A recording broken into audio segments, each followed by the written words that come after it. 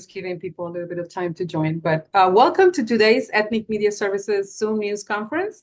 I'm Pilar Barrero, and I'm your moderator for today. Today's briefing focuses on this question: making sense of the conventions and the 2024 elections. Let's hope that we can. In the United States, national political conventions are crucial events where parties officially nominate presidential and vice presidential candidates, present their platform or policies, and energize their voter base. These are usually predictable events. I would call them shows whose outcome is determined by the preceding primaries, usually, where the party electorates choose their nominee and elect delegates. But how do they work in years that have unusual circumstances? This seems like one of those years. One of the conventions may be different this time, with a divided party that may push for an open or contested convention, while the other was held under the shadow of a violent act. What does that mean for the electoral process? How are these processes different this year, and how will that affect the voters and their ability or willingness to vote? A panel of political veterans and an electoral access expert will explore these questions. I am very pleased to welcome our panel today. Sherry Bevich Jeffy is a retired professor of the practice of public policy communication at the Sol Price School of Public Policy at the University of California. She was the political analyst. Southern California, my dear. Southern California. She was the political analyst for KCAL, NBC4, Los Angeles, and the BBC. She's also one half of the podcast Inside Golden State Politics. Bill Schneider, professor emeritus at the Schar School of Policy and Government at George Mason University. He was CNN's senior political analyst from 1990 to 2009. He has been a visiting professor at the University of California at Los Angeles, Boston College, and Brandeis University.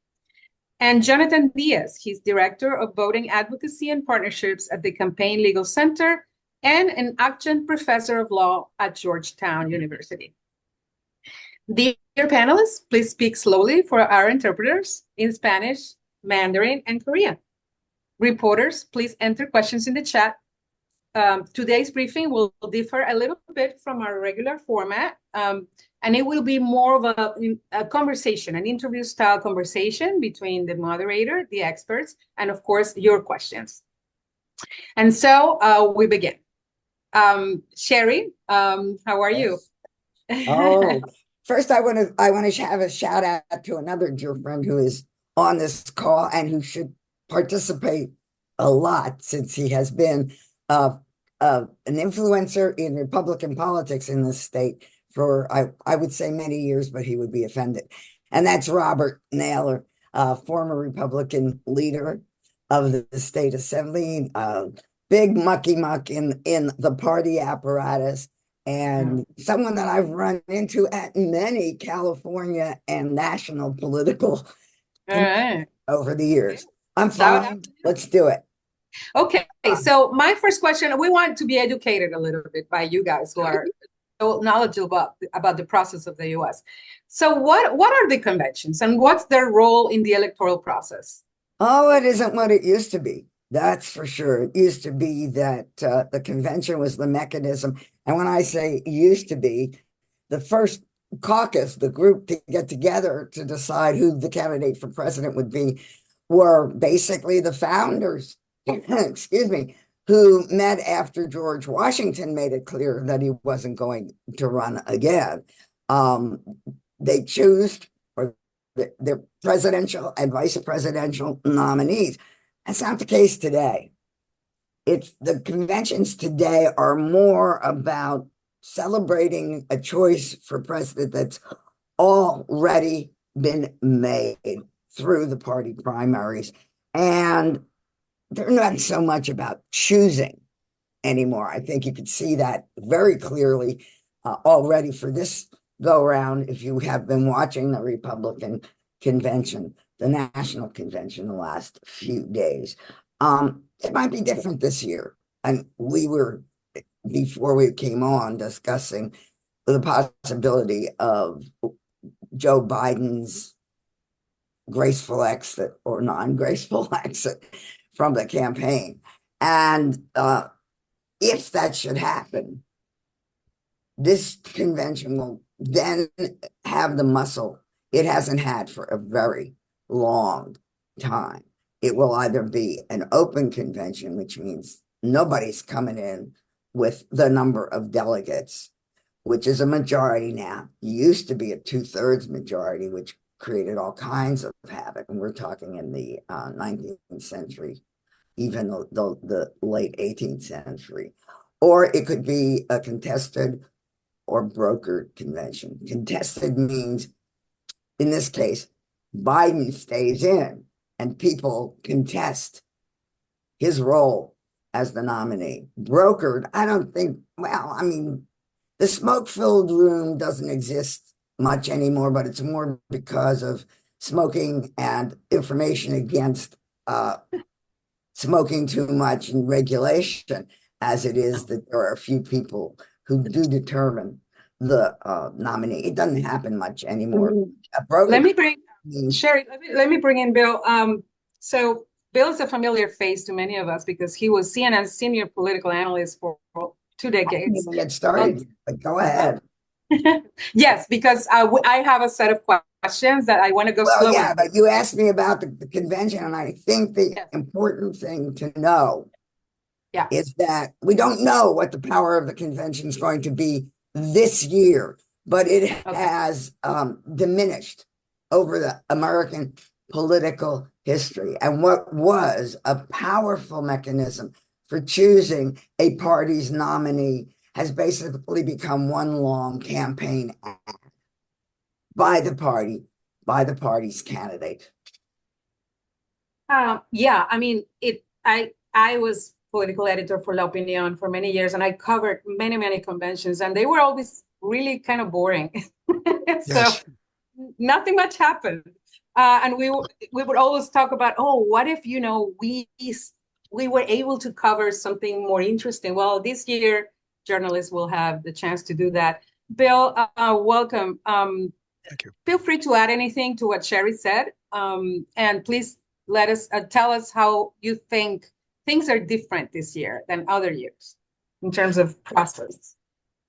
Well, everything changed in 1972 as a result of the 1968 problems, when the conventions chose Hubert Humphrey. The Democratic Convention chose Hubert Humphrey, who had not run in a single primary, but he was the favorite of the party bosses. That ended in 1972. The choice of the nominee was turned over to primary voters, and the process of screening the candidates, which had always been done by the party bosses. Is there anything on your moral or medical or legal or financial record we should know about? Now it's done by the press, because the press is what informs the ordinary voters who choose the nominee. The conventions are really public relations events. They're just pep rallies on television to get the party juiced up for the campaign. What the convention this week proved is that Donald Trump has taken complete possession of the Republican Party. There is no opposition anymore to Ronald Reagan in the Republican Party. It's gone from being to Ronald Reagan to Donald Trump. It used to be the party of Ronald Reagan.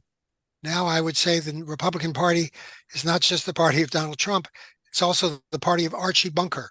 It's changed its base from the country club elite, the wealthier Americans, to the white working class, which is where Donald Trump is very popular. I wanted to say one thing about the 1968 convention. Hubert Humphrey walked into the convention hall with about 1,000 delegates already committed to him. I was there. I saw what went on. And I think that most of the party bosses who did, more than anything, tried to get Ted Kennedy to run and failed. People knew what the outcome was going to be of that convention, simply because however he did it, Hubert Humphrey had 1,000 delegates in his pocket when he walked in. Yep. For the two of you, so how has it changed in terms of who the delegates are? What do you mean? Well, before, now you have all these activists in the party and, local elected officials, etc. Has it always been that way? Well, no, I mean, Bill pinpointed it correctly because of the mess that was made of the 1968 Democratic Convention in Chicago. A commission was established within the party and came up with what are called the McGovern-Fraser reforms, which, as Bill said, put a whole lot more influence and power in the hands of voters through the primaries, and then either selection of the delegates prior to or at the primary. Didn't used to be that it was a nationwide activity, really, the convention. And this is an important point, I think, in studying the arc of the conventions, how delegates are chosen, what came out of them, definitely was influenced, if not shaped, by technology, the changes in technology, the telegraph. It kind of opened up the conversation a little, the telephone, then TV. And I could argue that this is the first convention in the social media era. And that has, I mean, everybody's a delegate if you want to be. You just Yes. let people know. Like everybody's a journalist too. That's true. And I would add Delegates, basically. Welcome, Jonathan. Welcome. Yeah, Welcome. I would add to Sherry and Bill's comments that the process of allocating those delegates has, I think, continued to change since the 1970s, especially recently on the Democratic side. In 2016, we heard a lot about super delegates versus pledged delegates. The pledged delegates are the ones allocated out to the various states and territories and who are pledged to a candidate based on which candidate wins that state's primary or caucus, however the state party chooses to organize their primary. And then super delegates are usually elected officials or senior members of the party who are not typically bound by the results of any state primary and who now wouldn't get to vote on the first round at the convention. But if there is no clear majority after the first round, then they would get to participate in a second round of voting for a candidate. And so typically, as Sherry and Bill said, there's not a lot of suspense at the convention because through the primary process, one candidate has usually won enough of the state primaries to have accumulated a majority of the pledged delegates through that process. And so the convention itself really is just a formality and an opportunity for the party and the candidates to kind of make their pitch to the American people.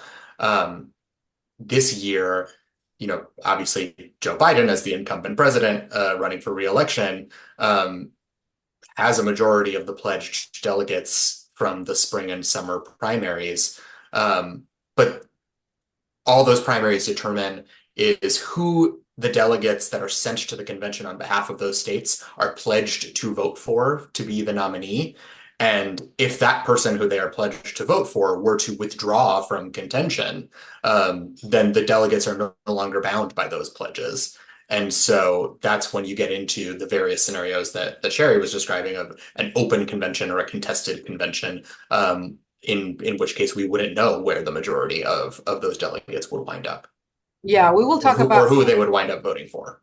Let me introduce a question here, because there's a lot of talk about democracy and our democracy is at stake, and et cetera, et cetera. We have a system where the presidential election, the one that gets the most votes isn't always the winner. We have something called the Electoral College. So why was this system chosen? Is it still valuable? Do you think, should it be changed? Let's start with Bill. A lot of people do want to change it, and there are lots of proposals for change. None of them ever get anywhere. The Electoral College has supporters, principally now Republicans, because without the Electoral College, Trump would never have become president. He lost the popular vote and he won by the Electoral College. So Republicans are committed to preserving the Electoral College, and ain't nothing going to happen if they resist it. Because to change the Electoral College, you have to change the Constitution. That is a very elaborate process, which involves not just Congress, but also the state legislatures, which are now dominated by Republicans and are likely to be more dominated by Republicans. So nothing is likely to change in the electoral rules. And it became, this is in the Constitution because it was the deal that was cut as we were framing this country between the big states and the little states. The little state, if there had been simply a popular vote, the big states would have ruled every election. So we have the Senate, which is 2 senators each, and the House, which has 435. And then we have the Electoral College, which means that every state, even though there is a balance, there is a formula, it doesn't wipe out the small states. It's all That's right. part of the compromises that were made at the very start of this nation. And Bill framed it exactly right. You're not going to be able to change it. I don't see how. Yep. Because most of those compromises involved the slave states, which insisted on equal representation. They knew perfectly well that as more states were admitted to the Union, there would not be more slave states. So they insisted that all states have equal representation. And we're still living with that. Wyoming, which has a very small population, about 1/20th the size of California, has 2 senators. California has 2 senators. DC doesn't have any senators, but each state has 2 senators, no matter what size it is. That is not going to change. That was originally to protect the slave states, but it's still a powerful incentive because many of the small states are Republican states. It's not going to change. Is this system possibly contributing to the demise of this democracy? I mean, this is a provocative question, but I think I have to ask it. What are your opinions? No, it's not. It'll be preserved, and it is still basically democratic, although there are some little distortions, but it will remain democratic, and I don't think the rules will change. It's very unlikely. I think it's worth noting that the instances in which the popular vote and the popular vote winner and the Electoral College winner have been different are very few. Most of the time throughout history, the candidate that wins the popular vote also wins the Electoral College. But I do think when you think about, public confidence in the democratic system, it is difficult, I think, for everyday people who aren't as mired in these election rules as some of us are, to look at a system where the person who gets the most votes may not win. And wonder how that is fair or how that is democratic. And so when you have instances like we did in 2016, where the person who gets the highest number of votes is not the person who wins the election under the rules that we have, I do think that contributes to dissatisfaction with democracy and with the electoral system, or a sense that democracy is not working. But as Bill said, these things, the Electoral College, the differences between the Senate and the House of Representatives are baked into the fabric, the very structure of the Constitution, and would require significant reforms via the constitutional amendment process to change. And those are, I think, really unlikely for a number of political and logistical reasons. And I would posit, bouncing off what Jonathan just said, that the media might take a look at the fact that so few people, because civics isn't taught in the schools anymore, and if it is, it's wrong anyway. And people do not understand the evolution of what we're talking about. The media ought to discuss, ought to report how this came about and why this came about. And without you don't even have to take a stand. It's good, it's bad. This is the way it is. And this is what's come out of it. The voters have a role in this, and certainly the media has a role in helping voters who don't know what perhaps they should know about what's going on to understand where we are and why we are where we are. Well, this is why we're having this briefing, thankfully. Good for you. There, there's a question by Henrietta.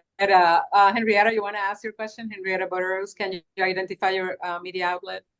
Yes, it's the East Palo Alto Center for Community Media, which runs the East Palo Alto Today newspaper.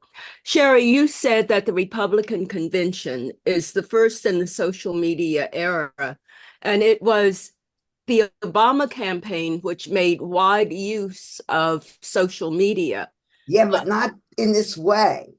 What do you mean in this way? What do you Turned it mean in into this a way? fundraising tool. I covered a speech of Obama out in the San Fernando Valley, and when you walked in, they had cards ready for you to put your name, your email, your cell phone number, so that you could reach out to other people all over the country for telephoning. It's a new twist on telephoning. Now, social media is creating the debate, is moving the debate, it's all over in a way. Every platform of social media is now used. Every campaign now has a director of social media or outreach or whatsoever. And I didn't say just the Republican convention. This is the first Democratic conventions in the social media era. I have never seen the impact of social media as I am seeing it now. Take a look at Donald Trump. He has his own social media outlet. Yes. I mean, and others follow, and TikTok and Instagram. None of that was used in the way it is now used to shape ideas, to shape opinions, as that wasn't the case when Obama began the march toward the use of social media. It was mainly a fundraising tool. And boy, is it still a fundraising tool, but it's a whole lot more. And I would say that shift, I think, happened really in 2020, and was accelerated by the pandemic, really limiting the ability of both parties and both campaigns to do any kind of in-person campaigning. And, the traditional methods of reaching not only voters, but delegates and, everybody, really had to rely on the technologies that had been used, in 2008, 2012, 2016 for things like fundraising and messaging. But I think starting in 2020 is when you see the nomination process and the campaigns really exist, primarily or initially online. Not to mention disinformation, right? I mean, about campaigns, which also was a great issue in the last few years. So let's get to 2024. For all of you, is there anything in this election that feels different than previous ones? For example, Yes. the Republican convention that we just saw, for example. Bill, go ahead. Is that different from previous Republican conventions? Yes. How? Because the conservatism of Ronald Reagan and George Bush, and both George Bushes actually, its entire history has been repudiated by Donald Trump. The Republican Party has been internationalist since 1949, when it voted to join NATO. It's now an isolationist party. It's changed its views. It doesn't talk about national debt anymore. It's not really a conservative party now. It's a populist party. Mhm. And populism means not just economic populism, but social and cultural populism. The first thing Donald Trump will do when he becomes president is start rounding up illegal immigrants and deporting them. He intends to deport 1 million illegal immigrants in his first year. Yeah, we heard that. It was Again, I will say, because this has been the most powerful social media has been. Certainly there was none when the Constitution was being created. But I mean, this really has pivoted the interest, the focus onto the dynamics of social media in a way that I haven't seen it done before. And it has impacted responses. Yeah. Social Well- media is the opposite of professional journalism. There's no editors. There's no standards. There's no checking of anything. It's anything, anybody with an opinion can put it on social media. It's unprofessional journalism. Well, and I would add that some media outlets have become very unprofessional as well in the way they cover things. Mainstream media. Yep. A lot of Yeah. mainstream media, well, not a lot, but some mainstream media. Yeah. Anyway, Yeah. we need This to is, have yeah, I mean, we could have a whole separate discussion just about that. But this is a unique election in a lot of different ways. It's our first rematch, where it's the same two candidates as the last time since Yeah. 1956. It's, our first former president trying to regain the office after losing re-election since the 1820s, I want to say. Grover Cleveland. Grover Cleveland. Yeah.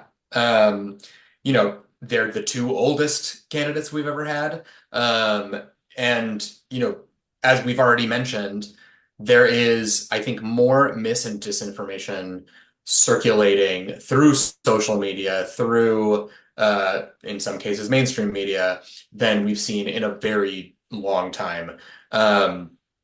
Part of that, I think, is because of how polarized American politics have become. The rhetoric is so extreme, in ways that we haven't seen in a long time. I saw a side-by-side video a few weeks ago of the debate between President Biden and Donald Trump, and the debate in 2012 between President Obama and Mitt Romney. And it looks like two different universes, Yes. in terms of the heat of the rhetoric, and the environment of mis and disinformation really creates an atmosphere that facilitates political violence, which I know we'll talk more about later. But it's been quite some time since we've seen an attempted assassination of a presidential candidate. This is coming not long after January 6th and a 2020 campaign that was marked by many instances of not just voter intimidation and harassment, but election worker intimidation and harassment. So it's a unique election, I think, in many different respects. Thank you. Sunita, do you have a question? Can you ask yours? Yeah, the so earlier I'd asked, how does an open convention work? I don't understand the process. Does Biden have to step down before the DNC goes to an open convention? And do the delegates, I think you've answered this question a little bit, Jonathan, but just to clarify, do the delegates automatically get allotted, or are they all up for grabs? The delegates are still going to be the same delegates. They are almost all Biden delegates. If Biden pulls out of the race, they will nominate Kamala Harris. No question about that. She's his chosen successor, and they're all loyal to Joe Biden. That's why they were chosen. If he gets out of the race, Kamala Harris will be the nominee. When you said she is his chosen successor, it's because she's the vice president, not because he has said, "Oh yes, I want her to be president." She is the vice president. He picked her. Right.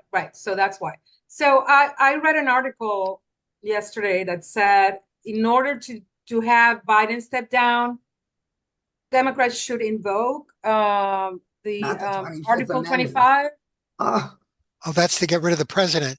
That would mean he would step down from the presidency. There's a difference between stepping down from the presidency and getting out of the presidential race for 2024. And, the idea of him stepping down as president is kind of absurd. He only has about 6 or 7 months left to be president. Yeah. He's not going to do that. You don't have to do it, right? You don't have to.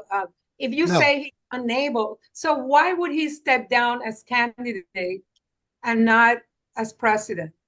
Legally, is that easy? Doable? Yeah, there's no legal restriction from him doing that. I think he would have to make the case to the public that he has decided not to run for 4 more years in office, but he can still do the job for the next 6 months or however long is left. That's what Lyndon Johnson did. Yeah. And so there's nothing stopping him from. And Well, he, it Nothing has- stopping him from ending his reelection bid and remaining in office for the remainder of his term. Sorry, Kevin, what did you say, Sarah? I said that's exactly what Lyndon Johnson did when he announced he would not run for a second term after he had assumed the presidency upon the Yeah. death of John F. Kennedy, but he remained president. So how was you guys were there in 68 in the Chicago convention at the DNC, the mythical convention where a lot of things happened. How was the environment? How chaotic did it get? And do you expect the convention this year to become as chaotic? Probably not No, quite so chaotic inside the convention hall. But I would not be surprised if we had some problems outside. However, 1968 has been studied by security experts. And as you saw well, let's not get into the assassination attempt, that's outside the convention. But there were levels of security at the convention site, and there will be at the Democratic convention site. The Chicago police know the lessons that were learned from the 1968 convention because they were the Chicago police and it was in Chicago. So I would expect I had a student delegate who decided that he was going to burn his draft card on the convention floor in 1968. And he did attempt to do it, but he forgot it was laminated and it didn't burn. I mean, but people were burning draft cards. The planners of the convention, I don't know where their heads were, seated way in the back of the hall, California, next to New York. And whoa, toward the end of the convention, both delegations had smuggled in a sheet on which was painted "We shall overcome," and they unfolded it in the arena. That's not going to happen now, even though there was sort of security in 1968 by what we called the Andy Frain Usherettes, the security force that was in charge of security. It was minimal. That's not going to happen now. I wanted to ask Jonathan, how do you feel this year's election when it comes to voters, the intensity of what we are seeing? I mean, you referred to it earlier, the strong rhetoric, the violence, the polarization. Can it have an effect in turnout? And do you expect it to? Sure. I mean, it can have all kinds of effect on turnout, and I'm not an expert on voter turnout and the political side of things. But as far as, voter intimidation and harassment is always a concern from a kind of nonpartisan election protection standpoint. Unfortunately, there is a long history in this country of intimidation at the polls, threats of violence, particularly targeting communities of color. Going back to, the KKK roaming the streets, armed bands of, self-appointed militias trying to intimidate certain segments of the population, especially Black voters, to prevent them from voting. And so, there is a national nonpartisan election protection network, of which my organization is a part, that runs a national nonpartisan hotline at 866-OUR-VOTE, which is also available in Spanish, I think 7 Asian languages and Arabic. And to gather reports of voter intimidation in real time, and respond to them, working with election officials and law enforcement. 2020 was a really intense election. In addition to a global pandemic, there was similarly heated rhetoric, similarly extreme positions being staked out by candidates and their advocates. And we saw record-breaking turnout. So I think in some cases, it can motivate people to turn out more, because when you try and stop someone from doing something that is important, it only makes them want to do it more. But I wouldn't be surprised if there are people out there who are reasonably afraid for their safety, or from backlash in their communities if they turn out to vote, for or against a particular candidate. And the chilling effect of that is really hard to measure. Because if somebody stays home because they're afraid to stand in line at the polls, we won't really know that. And it's hard to tell whether somebody stays home because they're afraid versus stays home because they don't like either of the candidates and they don't want to vote. So these things are hard to measure in most places, but not all. Yeah, they can vote by mail. Not in every state, unfortunately. And so yeah, it's definitely a concern, but it's something that I think many of the election officials and law enforcement and nonpartisan election protection groups out there are prepared to respond to. Well, some of us come from countries where there's active voter intimidation, and oftentimes the voters respond with a lot of courage and come out to vote in very high numbers. It's happened in many countries around the world. So if that happens, I hope that's the case. How about voters? Let's say that Democrats change candidates. And how about voters feeling their choice didn't matter if one party suddenly changes the candidate? I've seen on social media a lot of pro-Biden people really upset about what's going on. How do you think that could affect a voter, willingness or access?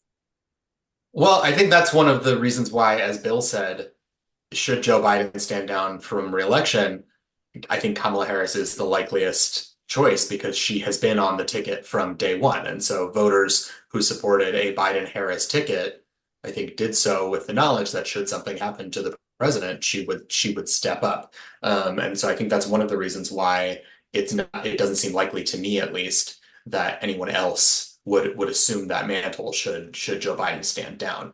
But the parties have their rules in place for this reason. The primary process is really up to the parties to decide. That's why they have pledged delegates to honor the will of the voters in the primary. But if a candidate, for whatever reason, if it's health reasons or because they don't think they have a viable path to re-election, decides to stand down, the voters can't force somebody to run for president. And so, we're seeing a lot of conflicting polling these days about whether or not Democratic voters want President Biden to continue in the race. Many don't, many do. And so I don't think we can really predict how, if there is a change, I don't think we can predict how that will affect Democratic voters, enthusiasm for whoever the new ticket is, or how they'll feel about the general. Do you guys have anything else to add, Sherry or Bill? Well, voter fraud is an issue almost entirely to Donald Trump and his supporters. They believe, Trump certainly believes, if he doesn't win an election, it was a fraudulent election. That's the way he feels. There's no evidence that anything was fraudulent in 2020, but he feels that he lost because of cheating and because of fraud. And his supporters believe that. That is Donald Trump's personal point of view. Most voters think the system is a good system and it works pretty well. They don't have many questions about the corruption or fraudulence of the voting system. It's only the people who lose, in this case Donald Trump, who raise the question of fraud. And that's what he'll do again if it were to happen again. He's already setting the stage. Yeah. They're not going to wait until after the election. How are they doing that? Well, if it's wrong, they're setting up the scenarios, which they will then continue to support. It's to get a little more, to get a little more specific about it. I mean, Donald Trump and his allies have filed lawsuits in a number of swing states that, in my view, are frivolous, but that are challenging the voter registration rolls, saying that they have thousands and thousands of illegally registered non-US citizens on them, which of course is not true. His allies on the Hill have been pushing new restrictive legislation, the SAVE Act, targeting this phantom problem of non-citizen voting. And I think that it's a political strategy that if you say enough times that, It's true. ineligible people are registered and voting in our elections and that there's all this fraud, no matter how little evidence you have, if you say it enough times, some people will start to believe it. And, the Heritage Foundation, which has been involved in preparing for Donald Trump's upcoming term, should he win, have basically already said that they've already declared the general election illegitimate, unless Donald Trump wins, of course, in advance. And so, there is a lot of messaging and political communication being done by allies of the former president to reduce trust in elections, and to, create uncertainty and doubt in the minds of the public over the legitimacy of American elections, so that if it's close or if he loses, he can take advantage of that uncertainty and that doubt to try and overturn the results like he did in 2020. And that's something that our organization has been working with election officials and other trusted messengers on to try and bolster the public's trust in elections, to explain how not only the voting process, but also the vote counting process works so that the public knows what's supposed to happen, so that they can't be misled as easily by lies about what's not happening. Once Donald Trump was asked if he thinks the electoral system in this country is fair or is it corrupt, he said, "It's fair if I win, period." That's his view. If I win, the system is fine. And even still, in 2016, when he did win, he still claimed that he only lost New Hampshire because of illegal voting. Yeah. So he still cried fraud, even in an election that he won overall. Yeah, because he lost New Hampshire. He didn't win it. Mhm. How unusual is this? I mean, has this happened before in history, having a candidate say these things? And what's to prevent a repeat of January 6th, 2021? This is for all of you. You can't do that. If Trump loses, believe me, there'll be another January 6th, and probably worse. I agree. I mean, So way that anyone other than maybe perhaps Trump saying to his people, leave, and he won't do that, that we can, if that wants to be a goal, that will happen. I just don't see that you can. I mean, you can take better security moves, I suppose, but you don't know when it's going to happen.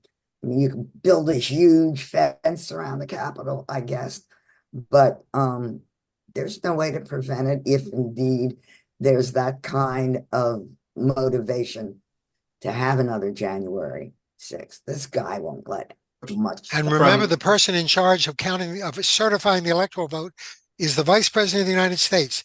Yeah. The vote will be certified by Kamala Harris, no matter who wins.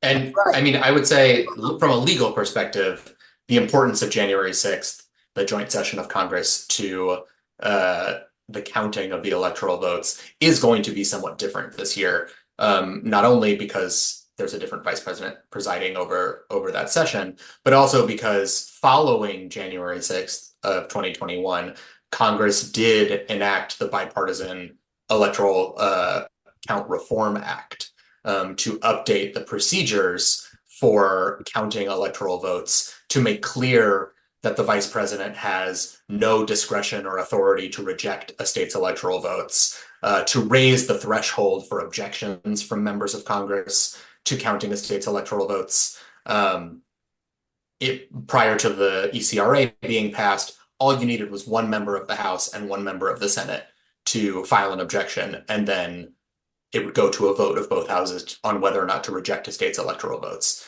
Now you need, I believe it's 1/5 of each chamber to file the initial objection. There's also been federal law put into that ECRA language that, requires the states to award their electoral votes based on the laws of that state as they were in place on election day, to prevent a legislature from coming into special session after election day and trying to submit an alternate slate of electors, which of course was the scheme that Donald Trump and his allies tried to pull in 2020. So, there have been some reforms to that process to prevent a similar attempt to overturn the results at that stage. But, should Donald Trump lose, I would expect similar types of strategies at the state level. So in a more kind of diffuse and distributed way to try and affect the counting of votes and the certification of results at the state level rather than at Congress. Someone in the audience asked an interesting question. If Kamala Harris becomes the Democratic nominee, would she then have to certify herself on January 6th, acting as vice president? The answer is yes, she would. She would be vice president of the United States. She'd have the constitutional responsibility of certifying the electoral vote. It's a purely ceremonial responsibility, or it should be. And yes, she would then certify herself as the winner if she wins the Electoral College. Just as Al Gore and Mike Pence had to certify a winner who wasn't Al Gore or Donald Trump. And that was a questioned election, if we all remember that. Yeah. Oh yeah. I wanted to ask. But similarly, the first President Bush was the sitting vice president when That's he right. certified his own election victory. That's right. So this happens. That's a normal part of the process that was never controversial until 2020. It's purely ceremonial. Yeah. Let me ask you about polls. A lot of things seem to be decided by polling. How can we, in the media, identify what polls really to pay attention to, or what polls are good, what polls are not? Good question, Bill. I've that's looked yours. at polls all my life. I look at you have to look at all the polls. Some are more reputable than others. You don't know how they work exactly. All polls have a lot of error. And the best way to look at them, I've found, is to look at an average. If you look at the website 538, run by Nate Silver, 538, which is now part of ABC News, they collect all the polls. They rate the pollsters by reliability. They find an average, and that gives you a sense of what's going on. Right now, if you look at 538, as I did last night, you find that in every national poll, Donald Trump is leading, usually by a very small margin. And in all the key battleground states, Donald Trump is leading. That's why the Democrats are in a panic. The only addendum that I would make to what Bill said is that I believe Nate Silver has left 538, but other than that, thumbs up all around. I didn't know that. I think he might have, yeah. One of you mentioned about scapegoating the mainstream media before, or the media. Is this something that has happened in history? I mean, we see a lot of attacks on the media, and we see a lot of low trust among people about media and other institutions, but media in particular. Is this normal? Is this something of our era? And how important is this? Like, not believing media is,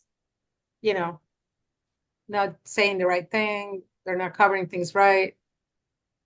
I mean, I think we've seen an overall decline in trust in institutions kind of across all aspects of American life recently, not just the media, but also the government. So we've worked really hard, I think, to find who are the messengers that people trust to tell them the truth. And more often than not, the more local you get, the better. The closer you can get to somebody's community, the more people trust what they're saying. So, a local election official telling people in their county what is going on is almost always going to be viewed as more trustworthy than a statewide official or somebody from the federal government. Local news is more trusted than national news, And they never for the most part. Politics, that's the problem. Yeah. I mean, as far as the level and degree of attacks on the media that we're seeing from candidates and from political officials, I'm not a historian, so I won't pretend to know what has happened throughout history. But it certainly is more intense now than it has been in my lifetime, I would say. Yeah, I don't know if Sherry or Bill have other thoughts on that. Well, I mean, I think you're right about that. This has always been the case, though. It's the politics of friends and neighbors.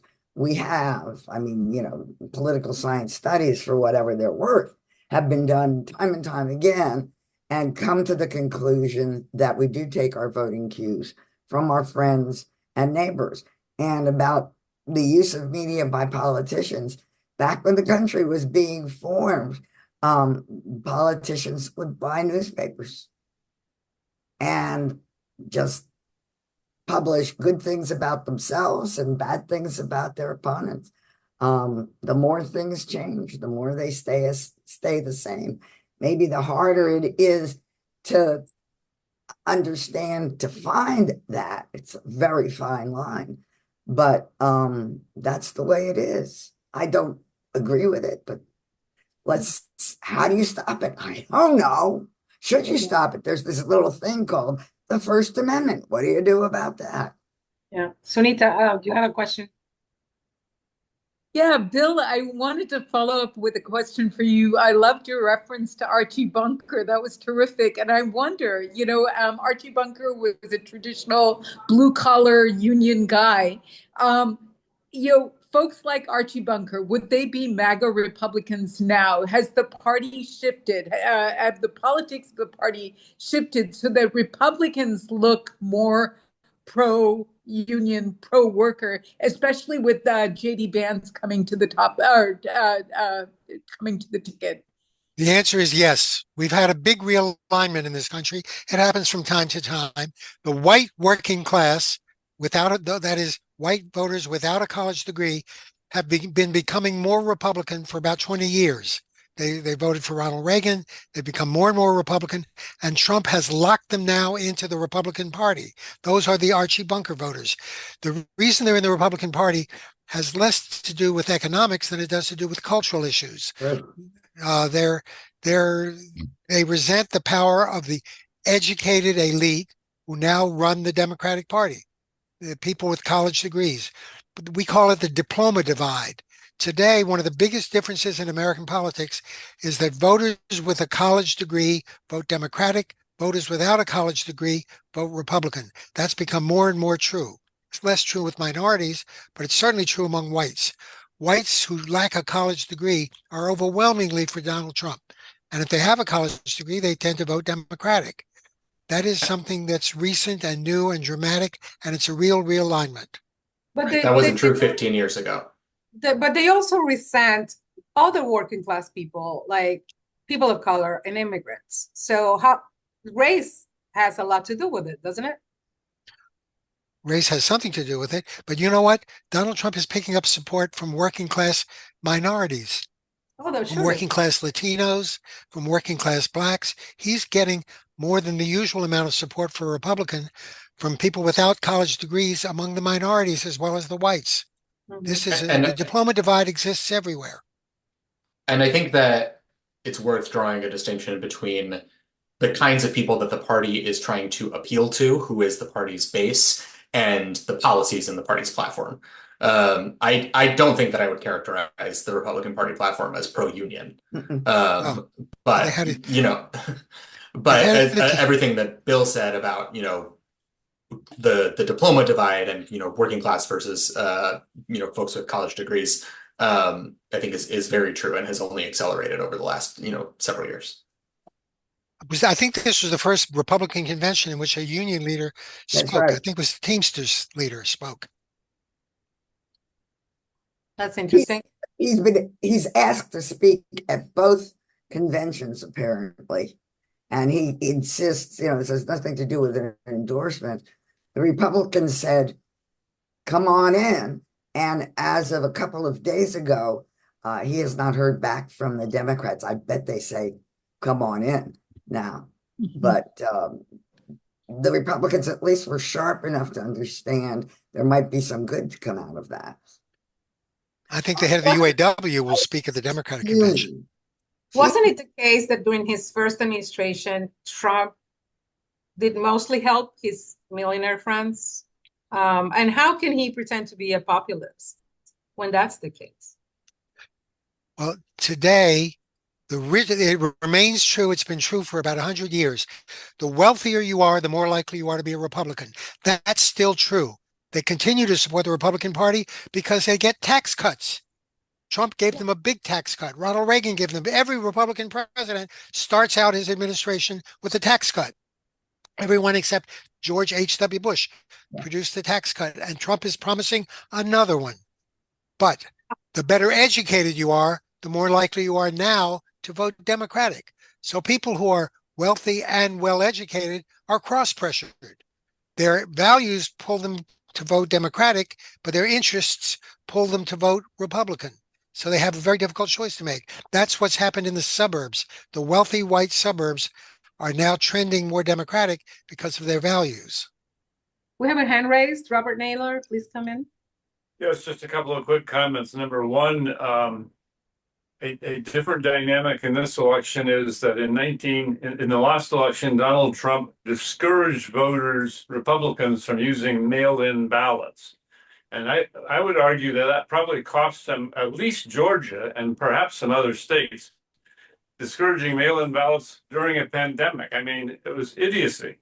Now the Republican National Committee is strongly pushing early voting, vote harvesting, if it's the rule in the state, and that's going to be a change dynamic. And then I just have to say hi to Bill Schneider. In 1987, he called me when I was state Republican Party chair and asked me, among the Democratic candidates, who did I think might have the most appeal in California? And I said, well, we've got George Deukmejian as our governor. George Dukakis seemed to be similar, an ethnic appeal, kind of a blue-collar guy.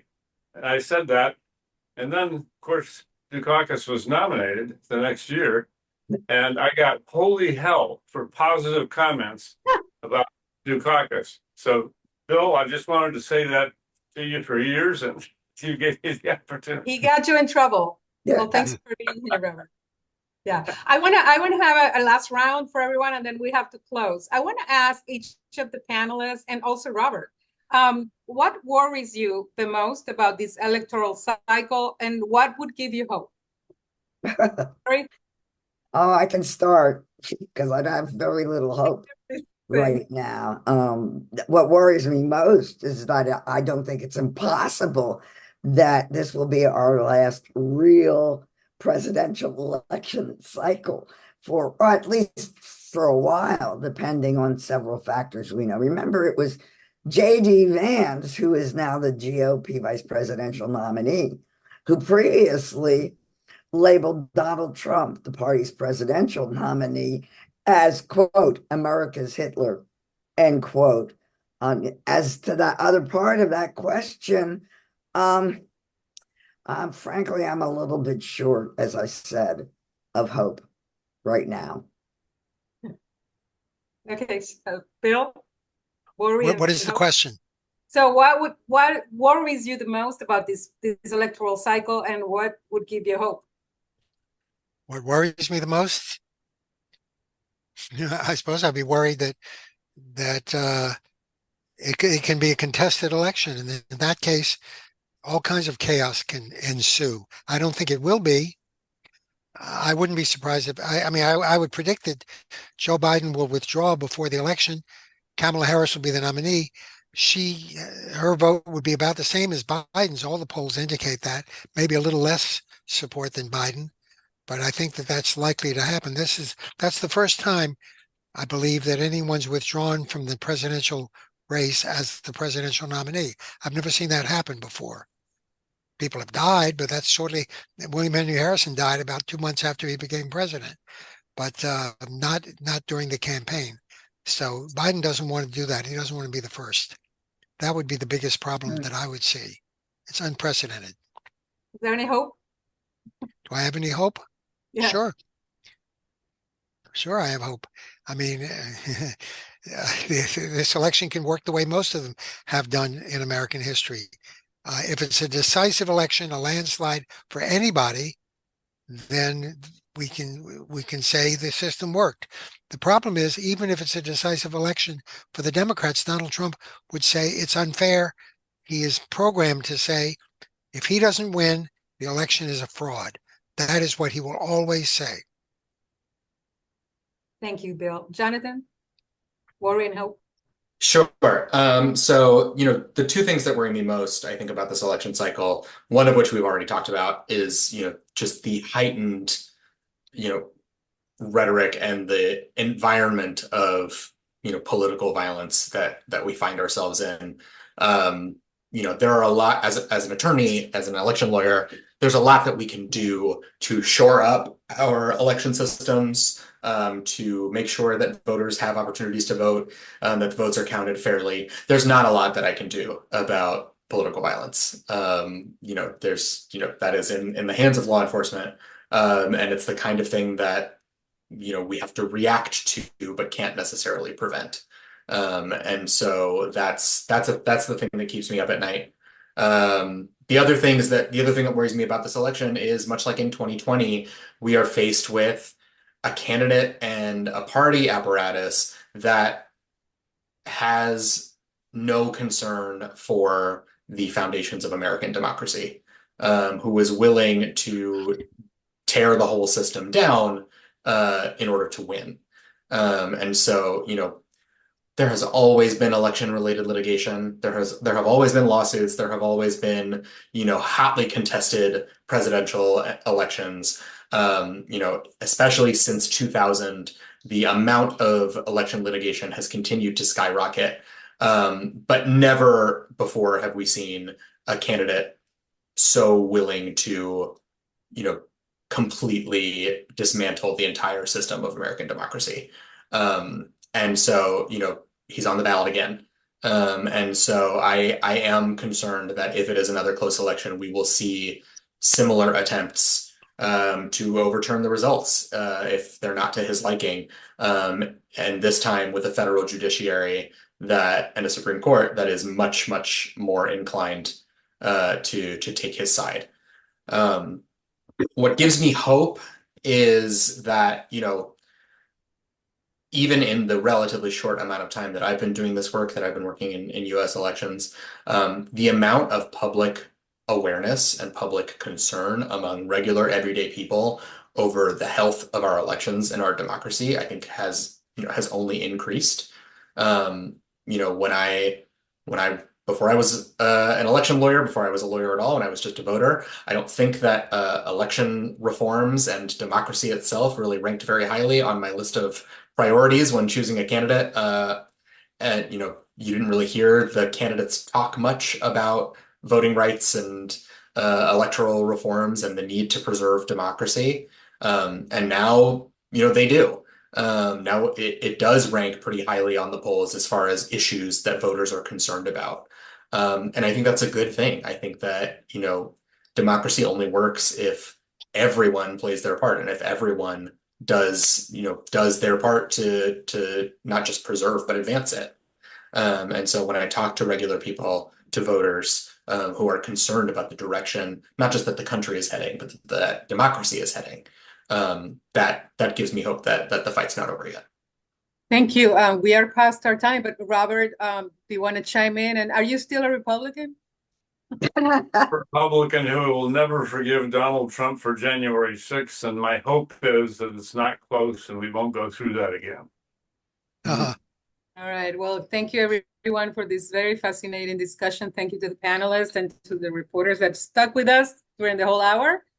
And I hope that you have a good weekend, everyone. Thank you. Bye. Thank you, everyone. Bye-bye.